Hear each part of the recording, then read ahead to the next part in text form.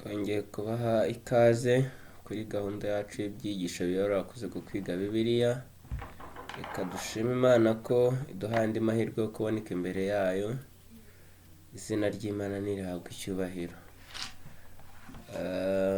Tugize amahirwe yo gutangira icyigisho, ni icyigisho cya kabiri nk'uko tubimenyereye kuri gahunda yacu aho twigira ibyigisho biyobora abakuze ku kwiga Bibiliya. Muri iki cyumweru tugiye kuzafatanyiriza hamwe kwigana icyigisho kitubwira ngo ibimenyetso by'ubumana. Ni ibimenyetso by'ubumana. Ese ibimenyetso by'ubumana bwande ni ibimenyetso by'ubumana bwa Kristo. Aha rero tugiye kuzafatanyiriza hamwe kurebera hamwe byinshi Yesu yakoze bihamya ko yari umwe na se kandi nawe yari Imana mwana. Rero mbere yuko twinjira mu cyigisho tubanze dusenge. Uwiteka Mana ikiranuka utuye mu bwawe bwo mu ijuru, izina ryawe nirihabwe icyubahiro. Tugushimiye ko warinze ubugingo bwacu muri uyu munsi, watugaburira ibyo kurya by'umwuka, ariko nanone ushimye ko muri uyu mwanya duhurira imbere yawe ngo twumve icyo uvugana n'imitima yacu binyuze mu ijambo ryawe watwandikishirije. Duciye bugufi kugira ngo twigishwe nawe, kandi ukuri kubitse mu nyandiko watwandikishirije gutsinda imitima yacu maze kuduhindure, natwe twihanire kureka maze tuzahabwa ubugingo buhoraho. Turaritse Mwuka Wera ngo azabane natwe mu mwanya tugiye kumara dusubira mu cyigisho, twungure ubwenge kugira ngo dukuremo iby'ubugingo byadufasha. Ibyo dusabye Imana twizeye mu izina rya Yesu umwami wacu, amen. Ni icyigisho nk'uko nabibwiye, ni icyigisho cya kabiri kitubwira ngo ibimenyetso by'ubumana bwa Yesu. Icyo kwibuka cy'iki cyigisho tuzagisanga muri Yohana, ni mu gice cya 11 umurongo wa 25. Ni amagambo Yesu yavuze ubwo yari yagiye kwa Lazaro. Lazaro yari amaze iminsi arwaye, ndetse biba ngombwa ko Yesu atinda kuhagera ngo amukize kuko bamutumyeho intumwa bimubwira. Nuko kubw'umugambi w'icyo yashakaga kwigisha aratinda, ndetse bigeze ubwo Lazaro apfa kandi yari inshuti ya Yesu. Nuko igihe yari amaze iminsi 4 bamuhambye, Yesu abwira abigishwa ati noneho tujye kwa Mariya na Marita.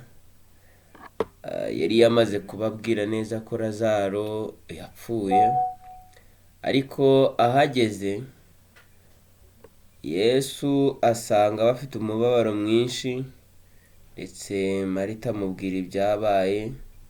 Nuko Yesu asubiza ku murongo wa 25 w'igice cya 11.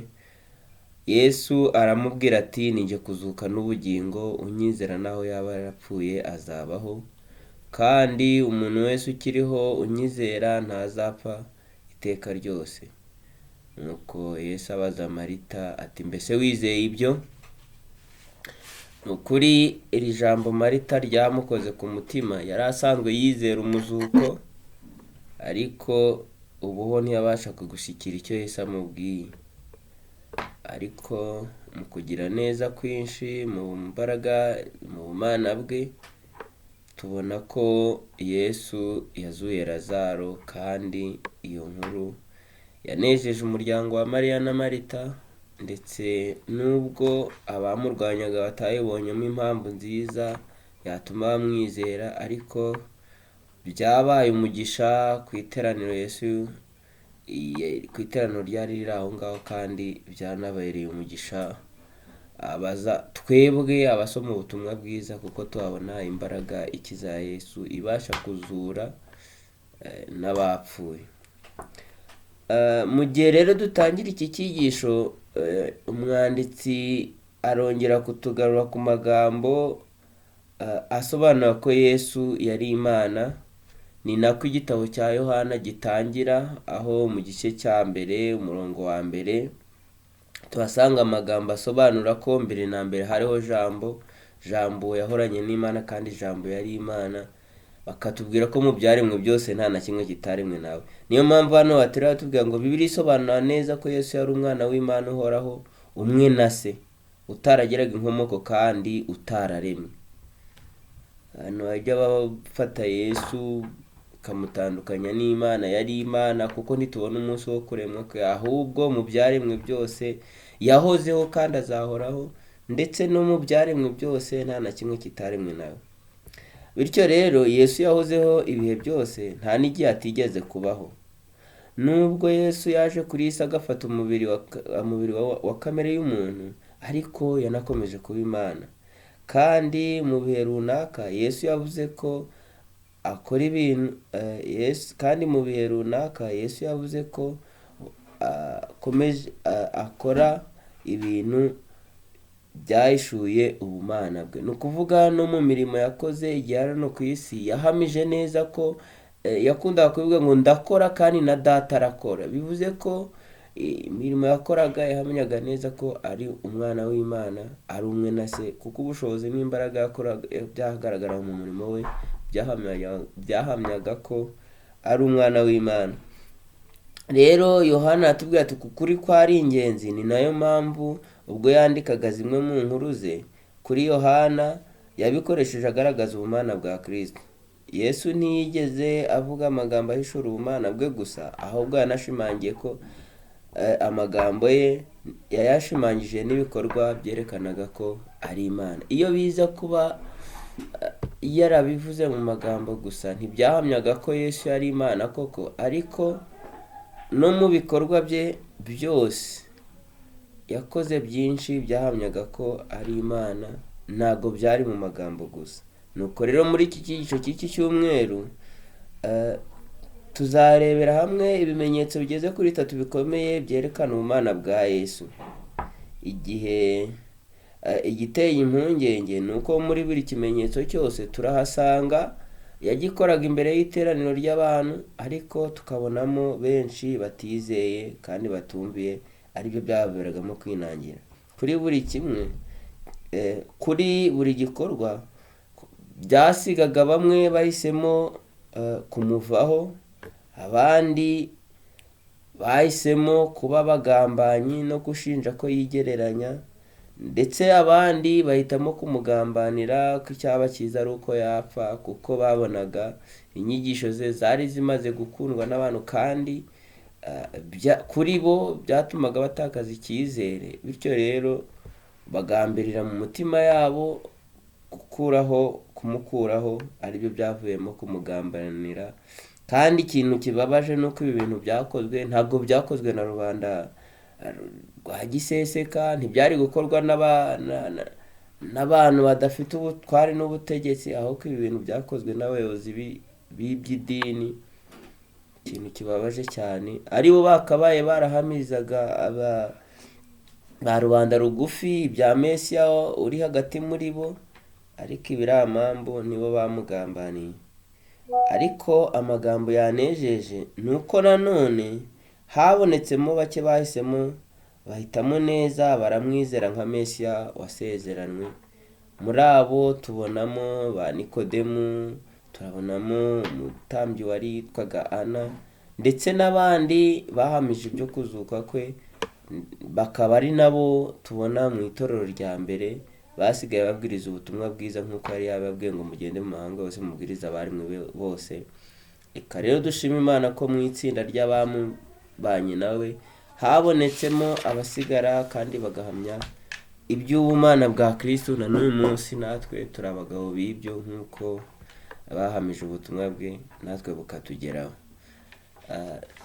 Reka twinjire noneho mu ngingo yo kuwa mbere. Ni ingingo ifatiye ku cyo twari tumaze kureba, aho Yesu yakoze ibimenyetso. Nakunze ukuntu Yohana abyita, ntabwo Yohana wabyita ibitangaza, ahubwo arabyita ibimenyetso nk'ibihamya Yesu uwo ari we. Mu ngingo yo kuwa mbere dufite ingingo itubwira ngo kugaburira abantu 5,000. Yesu agaburira abantu 5,000 byarushaho kumvikana neza. Ni ukugaburira abantu 5,000, ariko ni ikimenyetso n'igitangaza cyabaye igihe Yesu yari amaze kubwiriza ubutumwa i Galileya, abantu bumva baramukunze, nuko kuko yari yakoze cyane ashaka kubiyufura ngo yambuke hakurya ya Yorodani. Nuko ngo igihe bambukaga, abantu bumvise amagambo ya Yesu baranayakunda, bakunda n'uburyo yagiraga impuhwe abakene, abababaye. Bumva ibyo bintu rwose, kumenya aho ari bwigishirize umunsi ukurikiyeho birababera umugisha. Ngo nuko bamwe banyuriye ubutaka, abandi banyuriye amazi. Yesu igihe yibwiraga ko agiye ahantu hiherereye n'abigishwa be, nubwo nawe yamaranye nabo akanya gatoya, ariko ngo bidatinze abantu habaye iteraniro rinini, ndetse ku buryo kubona uko abigisha byari bigoranye. Nuko abajyana mu kibaya cyari hakurya y'inyanja, ahantu hatari hatuwe n'abantu, maze Yesu yikira mu bwato kuko ari washoboraga kwitegera abantu bose. Mu buryo bw'igitangaza, abantu basagaga 5,000 utabarema, bavuze ngo ni abagabo utabarema abagore n'abana. Bise ko abo bantu bari benshi, ntibatubwira ko bakoresheje indangururamajwi, ariko mu buryo bw'igitangaza Yesu yateguye uburyo bwiza, maze ababwiriza iby'inzira y'agakiza. Abantu bajya bibaza ubutumwa Yesu yabwirizaga bwari ubutumwa bw'inzira y'agakiza. Yabamenyeshaga ukuri umunyabyaha yihana, maze akababarirwa ibyaha bye, bityo akazaraga ubugingo buhoraho. Nuko rero igihe Yesu yabwirije ngo uwo munsi wabaye umunsi mwiza, ndetse mu bifuzo byose baravuga ngo kubw'umurimo mwiza yakoze uwo munsi, bumvaga ijuru ryamanutse ryabegereye. Nta muntu wigeze yibaza ko amasaha yagiye, ahubwo icyabanejeje ni amagambo yavaga mu kanwa k'umwigisha wabo, ngo kuko yari ameze nk'umuti w'i Galeyadi uwo muri bisebe. Ibisebe mwakibaza ngo by'imitima byari byarakomerekejwe n'iki? Bari bamaze igihe badahabona umwigisha umeze nk'uwo. Inyigisho z'abafarisayo n'abanditsi ndetse n'abigisha amategeko babo ntibari bakiziboneramo agakiza cyangwa ihumure, uretse kubacira imanza no kubaciraho iteka ku byo batabashije gusohoza. Rero kumva imyigishirize ya Yesu kandi waherekereshaga umurimo we, imirimo n'ibitangaza, mbega ukuntu byafashije imitima yabo, maze bumva baranezerewe, ngo kugeza ubwo bumvise ijuru ryabasanze birabanezeza. Ibyo rero byatumye umunsi wose urangira, benshi ntibari bigeze babona icyo kurya, ngo abenshi bari biriwe bahagaze bananiwe. Nuko Yesu abitegereje amenya neza, abona neza ko bananiwe kandi bari banashonje. Nuko abwira abigishwa bati rero dore abantu barashonje, kandi barimwe mu bagaburira. Yesu bwa mbere ibi bintu yabivuganyeho na Filipo. Avuga ati Filipo, rero aba bantu ubwo bashonje, none mubagaburire nyine. Filipo ngo yitegereje ubwinshi bw'abo bantu, yatanze urugero rw'uko rwerekana uburyo batashobora kubabona icyo kurya, anatanga n'igitekerezo ati byiza mubasezere batahe, kuko n'uwafata idenariyo 200 akajya kubagurira ibyo kurya ntibahaga, kandi naho umuntu umwe yafataho akantu gatoya. Ibyo rero byari ikimenyetso cy'uko abo bantu bari benshi, kandi mu bushobozi bw'abigishwa ntibari bafite ubushobozi bwo kubagaburira. Nuko Yesu akomeza kubabwira ati rero nubwo bimeze bityo, abo bantu nimwe mukwiye kubagaburira.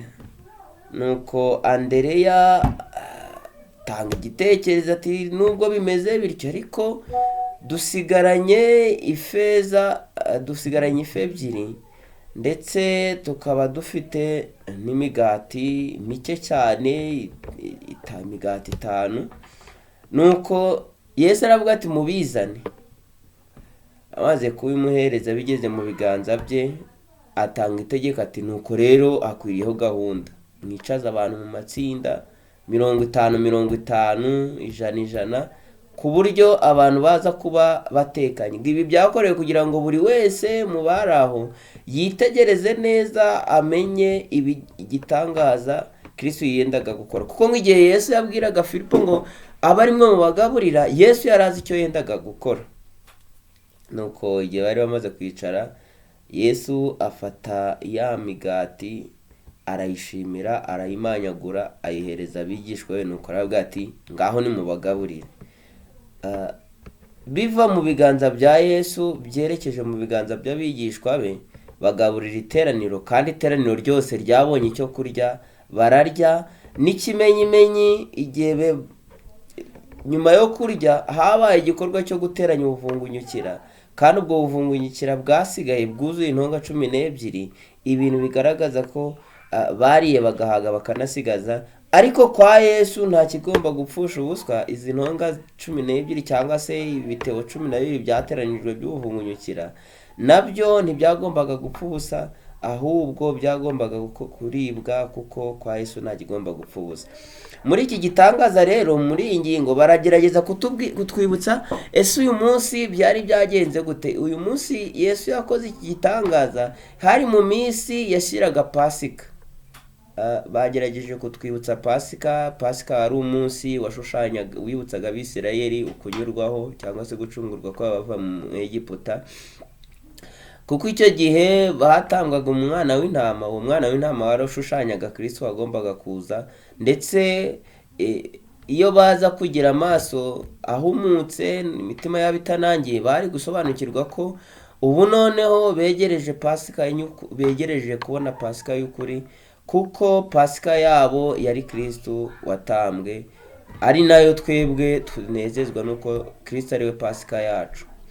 Yesu rero yikoreye umutwaro w'ibicumuro byacu, nk'uko yahindutse wa mwana w'intama watangwaga wa Pasika. Kristo niwe witambye ubwe aduhindukira Pasika. Mu kubikora yikoreye ibicumuro byacu, ahishwa mu maso hasi, kugeza ubwo umutima we waciye maze ubugingo bwe burasandara.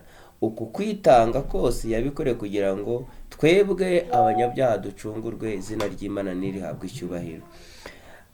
Hano rero muri iyi ngingo bagerageje kutwereka muri iki gikorwa cyo guhaza abantu 5,000 Kristo agaburira aba bantu, harimo icyigisho gikomeye cyabibutsaga, cyarimo ikigereranyo cyahuraga neza n'ibyo bari basanzwe bazi. Turasangamo rero igereranya rya Yesu wari umucunguzi w'abanyabyaha, kuko Yohana yarabihamije ati nguyu umwana w'intama w'Imana ukuraho ibyaha by'abari mu isi. Muri ubwo buryo rero Kristo yari umucunguzi w'isi, nk'uko na Mose yabaye umucunguzi w'Abisirayeli igihe yabakoraga muri Egiputa. Rero niko na Kristo yashushanyijwe nawe, ndetse no mu gihe babazaga ngo ese Kristo uyu mumwita nde, benshi bavuga ati rwose arasa na Mose, arasa na wa muhanuzi ukwiriye kuza batavuze izina. Ariko mu bikorwa byose yakoze kuri uriya munsi harimo igishushanyo cy'ibyo bari basobanukiwe, babashaga gukura mu isomo. Muri ibyo turibuka ko Mose yabaye umucunguzi w'Abisirayeli igihe yabakoraga mu Egiputa, na Kristo yari umucunguzi w'abanyabyaha, kandi niko akiri n'uyu munsi. Nanone kandi turibuka ko Yesu igihe yendaga gukora igitangaza cyo gutubura iyo migati, yabanje kugerageza Filipo, nk'uko nanone mu gitekerezo cy'Abisirayeli bageragerejwe mu butayu. Nanone kandi muri kiriya gitangaza tuributswa iby'ukuntu bagaburiwe umutsima. Ibi byabibutsaga neza uburyo mu gihe cyo mu butayu ijuru ryabavubiye manu ikabatunga ntibicwe n'inzara, bityo bakabona ibibatunga. Nanone kandi mu gihe bari bamaze kurya bibukijwe gutoragura ubuvungunyukira, ngo ikintu cyabibutsaga ko buri munsi babonaga manu bakayitoragura ivuye mu ijuru. Ibi rero byari uko bibutswaga ko ijuru ari ryo rikibabereye, rikibagaburira. Nanone kandi ubwo buvungunyukira bwatoraguwe bwashizwe mu ntonga, bakoresheje intonga cyangwa se mu bitebo cyangwa se mu bikoresho byavuzwe byitwa intonga 12. Ntabwo hakoreshejwe 8, ntihakoreshejwe 10, ntihakoreshejwe 20, ahubwo hakoreshejwe 12 nko kubibutsa imiryango ya Isirayeli 12. Ibi byose rero, ibyo bigereranyo byose nta kindi byerekezagaho, ibyo byose byerekezaga kuri Yesu wagombaga kuza, ariwe Mesiya, ariwe Mose mushya, cyangwa se umucunguzi wabo aje gucungura ubwoko bwe reka dushime Imana ko muri icyo kigereranyo nubwo wenda bari aho batabashije kumva neza no gusobanukirwa ngo bahuze iby'icyo gitangaza n'urugendo rw'Abisirayeli, kandi bagombye kuba babyumva neza, ariko uyu munsi turabona Kristo asobanura ubu butumwa bwiza kandi tukabumvamo ishusho y'umugambi wo gucungura umuntu. Niyo mpamvu Yohana rero aterekana Yesu nk'uko ari ibimenyetso n'ibitangaza gusa, ahubwo aranamwerekana nk'uko ari ibitangaza bigaragaza ko mu gihe nk'icyo bigomba kuba byari bifitiye ubwoko bw'Abayuda ubusobanuro bukomeye.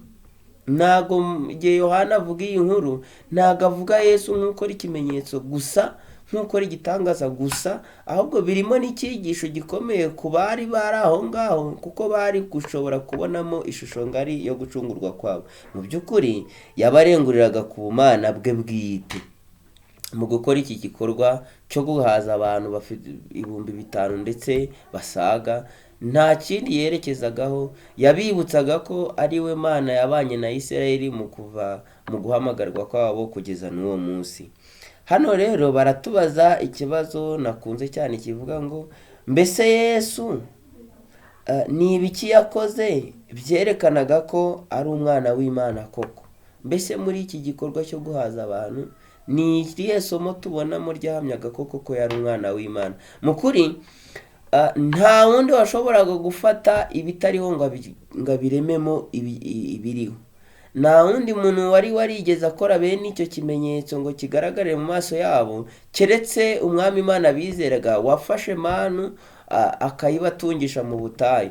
Muri ubwo buryo rero, mu gukora igikorwa cyo kubibutsa uburyo Imana yabagaburiye mu butayu, bigakorerwa imbere y'amaso yabo, mu gihe manu yaturukagaho batareba, mu gihe manu bayitoraguraga batazi aho ivuye, ubu noneho barimo bararya umutsima uvuye mu biganza by'Imana, kandi bakawugaburirwa na bagenzi babo babonaga bari basanzwe bazi. Muri icyo gikorwa rero Kristo yerekanye ubumana bwe, kandi ikintu tugomba no kwigiramo, ngo igihe Yesu yari amaze gutubura iyo mitsima, yayihereje abigishwa be ngo babe bagaburira imbaga yari iri aho ngaho.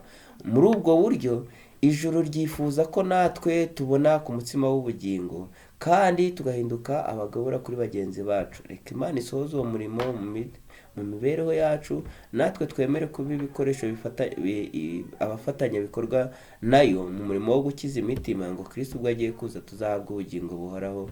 Nibyo mbasabye nanjye nisabira mu izina rya Yesu umwami wacu, amen. Reka dusoze gahunda yacu n'isengesho. Turagushimye cyane Uwiteka Mana ikiranuka, tugushimiye ko utwitaho ukatugenera ibidukwiriye, ndetse no muri iki gihe wabonye ko ubutumwa bwiza bukwiriye kongera kubona umwanya mu mibereho yacu, maze udutegura iki cyigisho. Tubonye uburyo Kristo yahamije ko ari umwe na Se, abihamirisha igikorwa cyo kwita ku mibabaro y'abantu, aho yabonye ko bashonje maze abagaburira ibyo kurya bibakwiriye. Muri ibyo basobanukiwe kandi bashishuriwe ko ari we mutsima w'ubugingo umara inzara ku bakennye, ku bababaye. Reka natwe ubwo tubonye ko ijambo rye ari wo mutsima w'ubugingo udutunga, Data udutere inzara n'inyota byo gushaka gukiranuka kwawe, kandi imitima yacu yugururirwe gukorana nawe.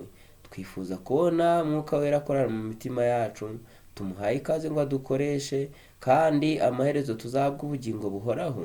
Ibyo tubisabye tubyizeye mu izina rya Yesu Kristo umwami wacu, amen.